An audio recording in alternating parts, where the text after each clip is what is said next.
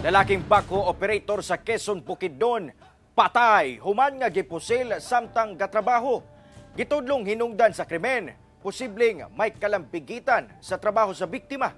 Ani ang report. Dead on the spot ug dugoang naglingkod sulod siya gina-operate nga bako. Kining lalaki nga bako operator human nga gipusil sa wala pa mailang suspitsado. Ang krimen nahitabo pasado alas 12 sa udto adlaw Miyerkules sa Purok 5, Barangay Palakapaw, Quezon, Bukidnon. Matod sa kapulisan, wala na'y kinabuhi ang biktima diyang miabot sila sa crime scene.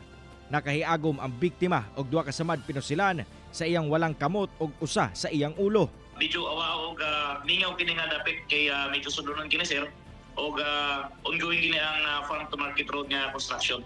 Dugang sa otoridad, base sa testimonya sa pipila ka mga saksi nga ilang nakahinabi, usa kuno kalalaking sospek ang mipusil og kalit sa biktima samtang nagtrabaho. Gilayong misibat ang sospek human sa hitabo sakay sa iyang motorsiklo.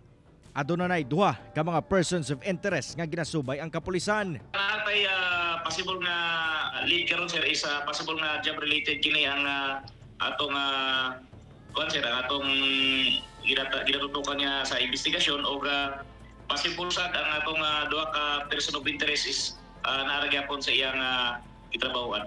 Ako si Cyril Chavez para sa One Mindanao.